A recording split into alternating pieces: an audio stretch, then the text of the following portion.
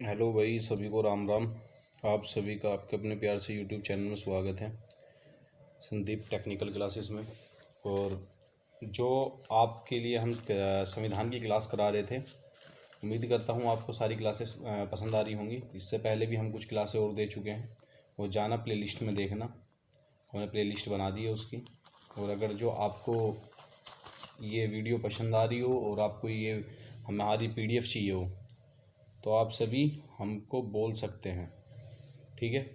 Telegram पे आकर message करना और PDF के लिए बोल देना। टेलीग्राम की वीडियो मिल जाएगी, डिस्क्रिप्शन में लिंक भी दे रखा है, उस पर जाके भी क्लिक कर सकते हो। तो संदीप टेक्निकल क्लासेस में आप सभी का स्वागत है। चलो करते हैं हम संविधान सभा का। आज हमने कल बोला था कि निर्माण कराएंगे, तो संविधान सभा का निर्माण स्टार्ट करते हैं। देखो, जो संविधान सभा की निर्माण की बात नहीं कर रहे, निर्माण और उसकी कुछ समितियाँ भी हैं साथ में, ठीक है। निर्माण की कुछ प्रक्रियाएं तो हमने पहले करा दी, पर अब समिति के बारे में बात करेंगे। तो सबसे पहली जो संघ शक्ति समिति थी वो जवाहरलाल नेहरू की थी। क्योंकि देखो, जवाहरलाल नेहरू जो थे वो केंद्र के लिए बने थे। वो स्टार्टिंग में जवाहरलाल नेहरू को क्या बना दिया गया था, प्रधानमंत्री बना दिया गया था, ठीक है। तो वो केंद्र से जुड़े थे। तो संघ कहाँ पर होगा, जहाँ पर केंद्र होगा, ठीक है। तो केंद्र की संघ शक्ति समिति कहाँ की, जवाहरलाल नेहरू की है। संविधान समिति किसकी है, ये भी जवाहरलाल नेहरू की है, ठीक है। संविधान समिति के अध्यक्ष कौन थे, जवाहरलाल नेहरू थे। राज्यों के लिए समिति का, जो राज्यों के लिए जो समिति बनी थी उसके भी जवाहरलाल नेहरू थे। जवाहरलाल नेहरू की 3 समितियां बनी थी, ये संघ शक्ति समिति, संविधान समिति और राज्यों के लिए समिति, 3 समितियां बनी थी। फिर राज्यों तथा रियासती, जो रियासतों पर से परामर्श समिति बनी थी। देखो, राज्यों के लिए और रियासतों के लिए, तो रियासतों के लिए एक संघ, जो एक कठोर व्यक्ति थे ना, मतलब जो अपनी बातों पर अटल रहते थे, तो वो कौन थे, अटल से बना सरदार पटेल, ठीक है। सरदार पटेल जी के कौन थे, राज्यों तथा रियासतों से परामर्श समिति जो बनी थी सरदार पटेल जी के द्वारा बनी थी। मौलिक अधिकार एवं अल्पसंख्यकों के लिए जो काम किया था वो भी सरदार पटेल ने किया था, तो उन्होंने यही समिति बनाई थी। प्रांतीय संविधान समिति, जो प्रांतों के लिए संविधान समिति बनी थी, वो भी सरदार पटेल ने बनाई थी। अगर कहीं भी रियासतों आ जाए और अल्पसंख्यकों की बात आए और प्रांत की बात आए, ठीक है, तो सरदार पटेल ने करी थी ये चीज़ें, ठीक है। उनकी शक्तियों के कौन नाम थे, सरदार पटेल जी के नाम थे। उसके पश्चात सरदार पटेल जी के बाद प्रांतीय संविधान हो गया। मौलिक अधिकार उप समिति, मौलिक अधिकार के लिए जो उप समिति बनी थी वो JB कृपलानी जी के द्वारा बनी थी। झंडा समिति के जो अध्यक्ष थे वो JB कृपलानी थे। कौन थे, JB कृपलानी थे। प्रक्रिया नियम समिति के संचालक कौन थे, वो राजेंद्र प्रसाद थे। कौन थे, राजेंद्र प्रसाद थे। झंडा समिति के JB कृपलानी, प्रक्रिया नियम समिति के कौन थे, राजेंद्र प्रसाद थे। सर्वोच्च न्यायालय से संबंधित समिति जितनी भी थी वो SH वर्धाचारी जी की थी। कौन थी, अगर सर्वोच्च न्यायालय से संबंधित समिति की बात करें तो SH वर्धाचार्य जी थे। प्रारूप संविधान का परीक्षण करने वाली समिति अल्लादी कृष्ण स्वामी अय्यर थे। अल्लादी कृष्ण स्वामी कौन थे, अय्यर थे। प्रारूप समिति या फिर ड्राफ्टिंग समिति या फिर मसौदा समिति, तीनों जो ये समितियां हैं, या तो बोलते प्रारूप समिति या ड्राफ्टिंग समिति या फिर मसौदा समिति, तो इसके जो अध्यक्ष थे वो कौन थे, डॉक्टर भीमराव अम्बेडकर जी थे। संविधान समीक्षा आयोग के अध्यक्ष कौन थे, MN वेंकटचलैया जी थे। कौन थे, MN वेंकटचलैया जी थे। संविधान समीक्षा आयोग के अध्यक्ष कौन थे, MN वेंकटचलैया जी थे, ठीक है। संविधान सभा से संबंधित कथन किस किस के हैं, संविधान सभा से जो संबंधित कथन हैं वो कौन है, जवाहरलाल नेहरू ने क्या बोला था, संविधान सभा एक चलायमान राष्ट्र है। जवाहरलाल नेहरू का था क्या, कि संविधान सभा एक चलायमान राष्ट्र है जो ऐसी ही चल रहा है। आइवर जेनिंग्स के द्वारा क्या बोला गया था, संविधान सभा वकीलों का स्वर्ग है।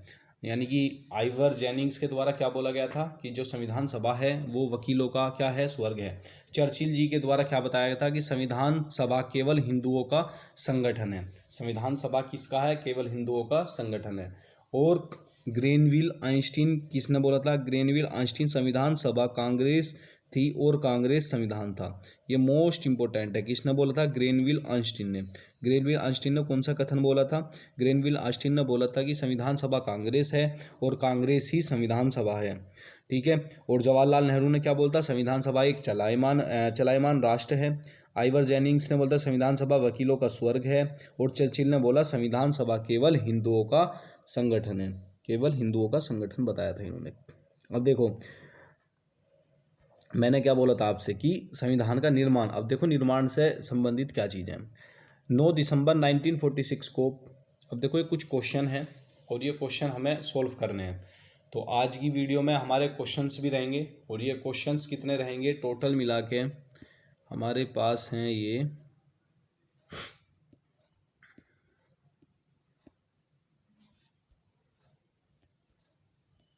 ठीक ठाक क्वेश्चन है। देखो चल तो करते हैं, ये हैं हमारे पास मतलब 31 क्वेश्चन के आसपास हैं। ठीक है, चलो करते हैं। तो सबसे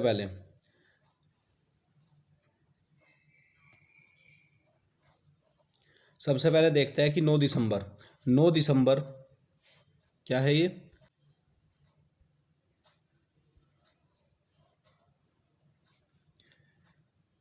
चलो करते हैं। 9 दिसंबर 1946 को पहली बैठक में भारत की संविधान सभा कितने समय तक अस्तित्व में रही, यानी कि संविधान सभा जो रही वो कितने समय तक अस्तित्व में रही संविधान सभा के द्वारा। ठीक है, भारत की संविधान सभा कितने समय तक अस्तित्व में रही, बताइए कितने समय तक रही। ऑप्शन ए 2 वर्ष 11 माह, थोड़ा सा बड़ा कर लेता हूँ इसको, 2 वर्ष 11 माह, कब रही 2 वर्ष 11 माह या 17 दिन, 2 वर्ष 11 माह 18 दिन, या फिर 2 वर्ष 11 माह 19 दिन, या 3 वर्ष 1 माह 16 दिन, बताइए कब रही। यह रही हमारी 3 वर्ष 1 माह 16 दिन अस्तित्व में रही थी संविधान सभा। ठीक है, 9 दिसंबर 1946 को स्थापित हुई और 24 जनवरी 1950 तक ये रही थी। ठीक है, तो ये डेट भी इम्पोर्टेंट है, इसको भी ध्यान रख लेना। ठीक है, चलो आगे चलते हैं। संविधान सभा की प्रक्रिया में कुल कितना समय लगा, यानी कि संविधान सभा की जो प्रक्रिया थी उसको करने में कितना समय लगा। संविधान सभा की जो प्रक्रिया थी उसे करने में या तो 2 वर्ष लगे, क्या 2 वर्ष 7 महीने और 23 दिन लगे, नहीं ये तो काट दो। 2 वर्ष 11 माह 14 दिन लगे, नहीं 14 दिन की तो उसमें बात ही नहीं हुई थी। ठीक है, 2 वर्ष 11 माह महीना और 18 दिन लगे, हाँ 2 वर्ष 11 माह और 18 दिन लगे थे। ठीक है, 2 वर्ष 11 माह और कितने लगे थे, 18 दिन लगे थे। भारत की संविधान सभा किसके अनुसार गठित की गई थी, भारत की संविधान सभा किसके द्वारा गठित की गई थी, बताइए। क्रिप्स प्रस्ताव के द्वारा की गई थी, बताइए जल्दी आप। क्रिप्स प्रस्ताव नहीं, क्रिप्स प्रस्ताव का तो मतलब ही नहीं था। साइमन आयोग नहीं, साइमन कमीशन भी नहीं था, ये साइमन कमीशन भी पहला आ गया था। क्या माउंटबेटन योजना, हाँ माउंटबेटन योजना के अंतर्गत ही ये हमारी आई थी, नहीं सॉरी कैबिनेट मिशन, वो क्या हुआ था, कैबिनेट मिशन हुआ था ना, तो कैबिनेट मिशन के द्वारा ही हमारा क्या आया था, ये इसका आंसर सही होगा। ठीक है, कैबिनेट मिशन के द्वारा। 1946 को कैबिनेट मिशन 3 मंत्रियों से गठित था। किससे गठित था, 3 मंत्रियों से गठित था। निम्नलिखित में से 3 मंत्रियों से गठित था। निम्नलिखित में से इन 3 के सदस्य कौन कौन थे, कौन इसका सदस्य नहीं था और कौन कौन थे, बताइए। स्टीफोर्ड क्रिप्स थे, बताइए स्टीफोर्ड क्रिप्स थे, हाँ जी क्रिप्स भी थे। पैथिक लॉरेंस थे और एवी अलेक्जेंडर भी थे। पर जो लॉर्ड वाले हैं ना, लॉर्ड एमेनरी, यही इसका शायद सही आंसर होगा। इस नाम का कोई भी व्यक्ति कैबिनेट मिशन की 3 मंत्रियों की जो सभा थी उसमें इस नाम का कोई भी व्यक्ति नहीं था। कैबिनेट मिशन भारत कब आया, बताइए कैबिनेट मिशन भारत कब आया। 1942 को आया, नहीं उस समय तो भारत छोड़ो आंदोलन चल रहा था। 1944 में आया, 1944 की ऐसी कोई भी घटना प्रसिद्ध नहीं है। 1947 नहीं, जब कैबिनेट मिशन की हम बात करेंगे तो मिशन चला था 1946 में। कब चला था, 1946 में। तो ऑप्शन नंबर सी इसका सही आंसर है। कैबिनेट मिशन योजना के अनुसार संविधान सभा में कुल कितने सदस्य होते थे, बताइए कितने सदस्य होते थे टोटल। 389 सदस्य होते थे टोटल, कितने 389 सदस्य होते थे। बताइए वास्तविक मूल संविधान में कुल सदस्यों का विभाजन किस प्रकार होना सुनिश्चित हुआ था। ब्रिटिश प्रांतों के 292 प्रतिनिधियों के द्वारा, हाँ 292 प्रतिनिधियों के द्वारा भी होता था। मुख्य कमिश्नरी क्षेत्रों के 4 प्रतिनिधि द्वारा, हाँ 4 प्रतिनिधि क्षेत्र बनाए गए थे, मुख्य कमिश्नरी क्षेत्र बनाए थे। कौन कौन से बताए गए थे? जिसने कल की वीडियो देखी हो वही इसका आंसर बता सकता है। तो कल की वीडियो जरूर देख लेना, उसमें बहुत इंपॉर्टेंट चीज़ें कराई थी, ठीक है, तो उसको देख लेना, प्ले लिस्ट में जाना और उसमें देख लेना संविधान के। तो विदेशी रियासतों के 93 सदस्यों के द्वारा ही बनाई गई थी। आंसर नंबर डी, यानी कि तीनों के द्वारा। विभाजन किस प्रकार होना सुनिश्चित था? ब्रिटिश प्रांतों के द्वारा भी, मुख्य कमिश्नरी क्षेत्रों के द्वारा भी और देशी रियासतों के द्वारा भी। संविधान सभा में प्रत्येक प्रांत की आवंटित सदस्य संख्या निर्धारित करने के लिए अनुपात में था, यानी कि कितने सदस्य को आवंटित, यानी कि कितने सदस्यों पर, कहने का मतलब इसका यह है कि कितने सदस्यों पर एक प्रतिनिधि चुना जाना था, कितने सदस्यों पर एक प्रतिनिधि चुना जाना था। आज तो शायद 20 लाख हो गई है संख्या, पर जो उस समय की बात थी, जो प्रतिनिधि चुना जाना था वो कितना था, दे रखा है ना, देखो मैंने इसलिए छोटा करा है कि कितना सदस्य चुना जाना था। ये टोटल सदस्य 10 लाख के जनसंख्या पर एक प्रतिनिधि चुना जाना था। संविधान सभा में किस देशी रियासतों का प्रतिनिधित्व ने भाग नहीं लिया? बताइए, संविधान में किस देशी रियासत के प्रतिनिधि ने भारत में भाग नहीं लिया? किसने नहीं लिया था भाई? हैदराबाद ने नहीं लिया था। मैंने बताया भी था तुम्हें कल की क्लास में कि जो हमारे सरदार वल्लभ भाई पटेल थे, इनकी अध्यक्षता में फिर हमने इसको विलय कराया था अपनी आर्मी के द्वारा। ये विलय ही नहीं होकर दे रहा था। अब तुम सोचिए कि ये एक अलग राष्ट्र बन जाता, भारत के बीचम बीच बनता, तो कितनी समस्या होती। तो उसी के लिए मैंने बताया था हैदराबाद। हैरान करने वाली बात थी हैदराबाद की, कि संविधान सभा की देशी रियासतों का प्रतिनिधित्व में इसने भाग ही नहीं ले रहा था। ये डॉक्टर भीमराव अंबेडकर संविधान सभा में कहाँ से चुने गए थे? बताइए, मोस्ट इंपोर्टेंट क्वेश्चन है, मोस्ट इंपोर्टेंट क्वेश्चन है, कहाँ से चुने गए थे? पंजाब का तो कोई मतलब ही नहीं बनता है ना। मध्य भारत की ऐसी कोई भी जिक्र नहीं करा था। मुंबई प्रेसिडेंसी से वे थे ही नहीं। पश्चिम बंगाल में थे, वहाँ से इनका प्रतिनिधि चुना गया था, जो इस समय पाकिस्तान के हिस्से में भी था, ठीक है, पाकिस्तान में चला गया था वो हिस्सा बाद में। डॉक्टर भीमराव अंबेडकर के बंगाल से, ठीक है, स्वागत है। संविधान सभा की प्रथम बैठक कब हुई थी? बताइए, संविधान सभा की प्रथम बैठक कब हुई थी? मोस्ट इंपोर्टेंट क्वेश्चन है, ये भी आ जाता है, मतलब इस इंपोर्टेंट तो ये सारे ही क्वेश्चन हैं। संविधान सभा की प्रथम बैठक कब हुई थी? आइए, हुई थी 9 दिसंबर 1946 को संविधान सभा की प्रथम बैठक हुई थी। कब हुई थी? 9 दिसंबर 1946 को। दूसरी, जिसमें अस्थायी अध्यक्ष कौन थे, ये कौन बताएगा मुझे? इसमें अस्थायी अध्यक्ष कौन थे? अच्छा, कमेंट किया करिए, कमेंट से आपको याद होगा। कमेंट करेंगे तो आपको एक कॉन्फिडेंस आएगा कि हाँ हमने इसका उत्तर दिया। तो बताइए कि अस्थायी अध्यक्ष कौन थे, और 11 दिसंबर को जो स्थायी अध्यक्ष बने उनका नाम क्या था? चलो उनका नाम मैं बता देता हूँ आपको पता भी होगा। चलो उनका भी नाम आप ही बताना, ठीक है, आप ही बताओगे इन दोनों को क्वेश्चन। तो 9 दिसंबर इसका सही आंसर होगा। मुस्लिम लीग ने किस कारण संविधान सभा का बहिष्कार किया?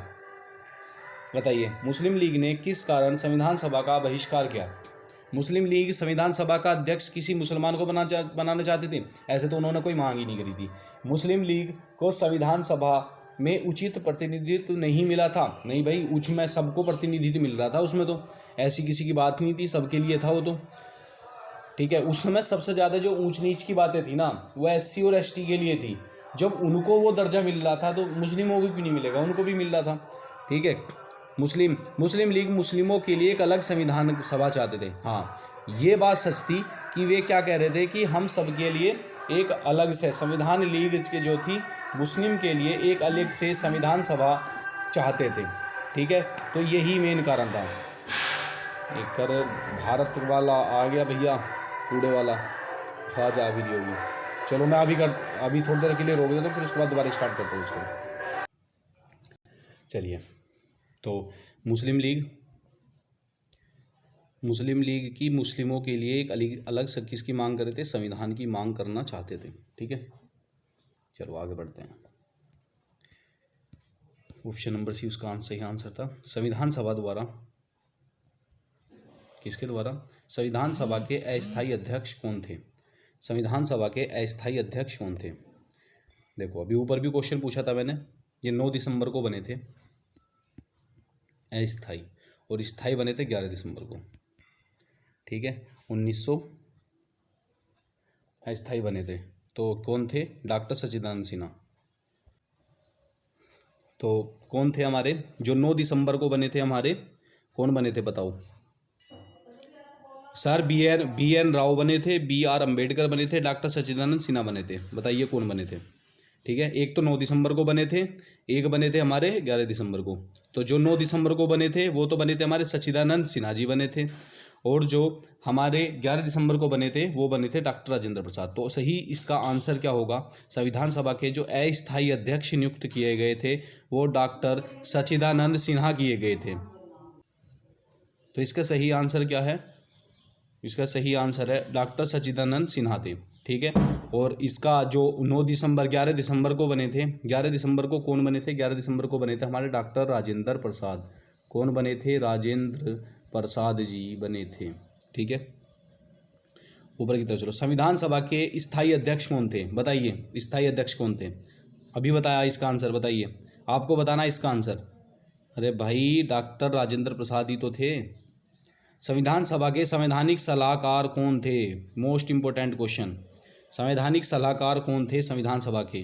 भाई संविधान सभा के जो संवैधानिक सलाहकार थे वो कौन थे? बी एन राव थे, वी एन राव थे। कौन थे? वी एन राव थे संवैधानिक सलाहकार। ऑप्शन नंबर सी इसका सही आंसर है। 13 दिसंबर 1946 को संविधान सभा में उद्देश्य प्रस्ताव किसने प्रस्तुत किया? उद्देश्य प्रस्ताव किसने प्रस्तुत किया? देखो उस समय के जो लीडर नेता थे जिनके द्वारा सबसे ज़्यादा कार्य कामकाज की भाषा की जा रही थी, वो कार्य किया जा रहा था, वो एक अध्यक्ष के रूप में देखे जा रहे थे, बाद में चल के वो प्रधानमंत्री भी बने। वही हमारे उद्देश्य प्रस्ताव को किसने प्रस्तुत किया? पंडित जवाहरलाल नेहरू जी ने प्रस्तुत किया। ठीक है, संविधान सभा के विभिन्न पहलुओं के अध्ययन हेतु संविधान सभा में ने कितनी समितियां नियुक्त की थी? टोटल समितियों कितनी की गई थी? भाई 13 समितियां थी टोटल। कितनी समितियां थी? 13 समितियां थी। तो संविधान सभा के विभिन्न पहलुओं के अध्ययन हेतु संविधान सभा में कुल कितनी समितियां नियुक्त की गई थी? तो 13 समितियां नियुक्त की गई थी। ऑप्शन नंबर सी इसका मोस्ट इम्पोर्टेंट है। ऑप्शन नंबर सी इसका सही आंसर है। संविधान सभा का प्रारूप किसने तैयार किया? संविधान सभा का प्रारूप किसने तैयार किया? बताइए, मोस्ट इम्पोर्टेंट क्वेश्चन है। संविधान सभा का प्रारूप वी एन राव ने ही किया था। संविधान सभा का प्रारूप किसने तैयार किया? संविधान सभा का प्रारूप वी एन राव ने किया। ठीक है, संविधान सभा के प्रारूप मसौदा समिति का गठन कब किया गया था? मसौदा समिति का गठन कब किया गया था? मोस्ट इम्पोर्टेंट है, बताइए मसौदा समिति का गठन कब किया गया था? 29 अगस्त 1947 को मसौदा समिति का क्या किया गया था? गठन किया गया था। 29 अगस्त 1947 को मसौदा समिति का गठन किया गया था। भारतीय संविधान सभा की प्रारूप समिति के अध्यक्ष कौन थे? प्रारूप समिति, मसौदा समिति, इनके सभी के अध्यक्ष कौन थे? डॉक्टर भीमराव अम्बेडकर थे। ऑप्शन नंबर डी इसका सही आंसर है। संविधान सभा के प्रारूप समिति के सदस्यों की संख्या कितनी थी? संविधान सभा के प्रारूप समितियों के सदस्यों की संख्या कितनी थी? बताइए जल्दी, कितनी संख्या थी? टोटल 7 संख्या थी। कितनी? ऑप्शन नंबर सी इसका सही आंसर है। तो 7 संख्या थी। और 7 कौन कौन थे ये देखिए। डॉक्टर भीमराव अम्बेडकर अध्यक्ष थे, एन गोपालास्वामी अयंगर थे, अल्लादी कृष्णस्वामी अयंगर थे, कन्हैया लाल मणिकलाल मुंशी थे, सैयद मोहम्मद सादुल्ला थे, एन माधव राय थे जो बाद में बीएल मिश्रा को नियुक्त कर दिया गया था, डीपी खेतान थे, इनकी जगह 1948 में टीटी कृष्णचारी को सदस्य बनाया गया था। ठीक है, आई बात समझ में? तो ये सभी के नाम है, स्क्रीनशॉट ले लेना, नहीं तो पीडीएफ तो आप सभी को मिलेगी ही। ग्रुप में जाना और टेलीग्राम पे जाना लिंक पे, और वहाँ पे जाके कमेंट करना, तुम्हें मिल जाएगी। मोबाइल नंबर भी दे रखा है, तो वो भी उसमें भी जाके संपर्क कर सकते हो। संविधान सभा की प्रारूप समिति के समक्ष प्रस्तावना का प्रस्ताव किसने रखा? संविधान सभा की प्रारूप समिति के समक्ष प्रस्तावना का प्रस्ताव किसने रखा? बताइए, प्रस्तावना का प्रस्ताव किसने रखा? थोड़ा बड़ा कर लेता हूँ।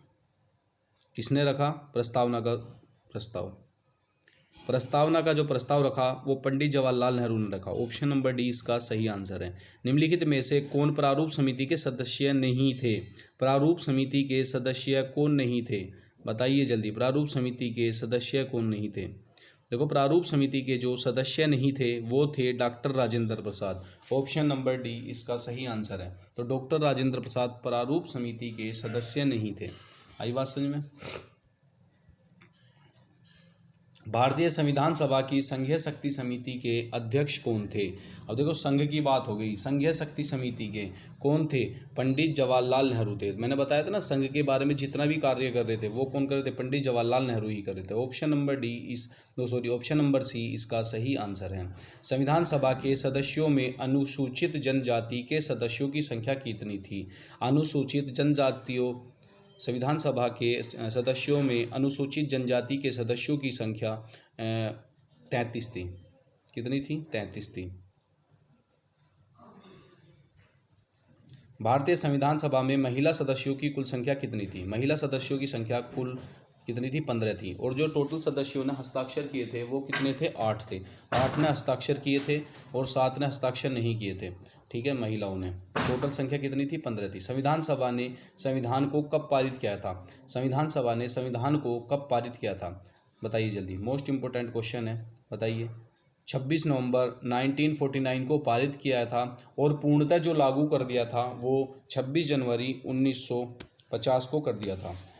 ठीक है, इसके बारे में डिटेल में पढ़ाया हुआ है। इससे पहली वाली वीडियो ज़रूर देखना, पहली वाली 2-3 वीडियो बनाई हैं उनको ज़रूर देखना। अगर आपने स्टार्टिंग से 7-8 वीडियो करा चुका हूँ मैं, वो नहीं देखना चाहो तो लास्ट की 3 वीडियो देख लेना, उसमें भी वो चीज़ें एक पॉइंट टू पॉइंट पढ़ाई हैं। ठीक है, और कोई विस्तार से पढ़ना चाहता हो तो पूरी जो 6 से 7 वीडियो हैं टोटल, तो वो भी देखना है। ठीक है, तो संविधान सभा को कब पारित किया गया था? 26 नवंबर 1949 को। Option number B.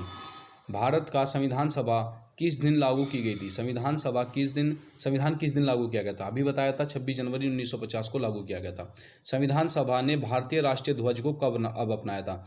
बताइए, संविधान सभा ने राष्ट्रीय ध्वज को कब अपनाया था? 22 जुलाई 1947 को राष्ट्रीय ध्वज को अपना लिया गया था। 22 जुलाई 1947 को राष्ट्रीय ध्वज को अपना लिया गया था। संविधान सभा के कितने सदस्यों ने संविधान पर हस्ताक्षर किए थे? संविधान सभा के कितने सदस्यों ने संविधान पर हस्ताक्षर किए थे? 284 सदस्यों ने संविधान पर हस्ताक्षर किए थे। ऑप्शन नंबर बी इसका सही आंसर है। भारत के संविधान का निर्माता किसे माना जाता है? भारत के संविधान का निर्माता किसे माना जाता है? भारत के संविधान का निर्माता किसे माना जाता है? संविधान का निर्माता भारत में भीमराव अंबेडकर को माना जाता है।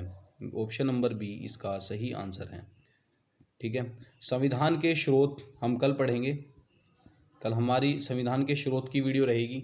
उम्मीद करता हूँ आपको ये वीडियो समझ में आई होगी। चैनल को सब्सक्राइब करिए और वीडियो को लाइक करिए, अपने दोस्तों के शेयर करिए। आज के क्वेश्चन बताइए, आपने जो 2-3 वीडियो में पहले पढ़ा उससे रिलेटेड आपने क्वेश्चन लगाए नहीं लगाए। देखो, पहले की 3-4 वीडियो करना, फिर उसके बाद ये क्वेश्चन लगाना, आपके अंदर कॉन्फिडेंस बूस्ट होगा। यानी कि ये मान लीजिए किसी भी एग्ज़ाम में, बड़े एग्ज़ाम के लिए अगर 3 से 4 संविधान के क्वेश्चन आने हैं तो पहली 6 से 7 वीडियो में ही आ जाएंगे। ठीक है, उसके बाद संविधान के स्रोत क्या क्या हैं इसके बारे में पढ़ेंगे। ठीक है, तो कल की क्लास रहेगी हमारी संविधान के स्रोत के ऊपर। तो आप सभी को हमारा राम राम, जय हिंद, जय भारत।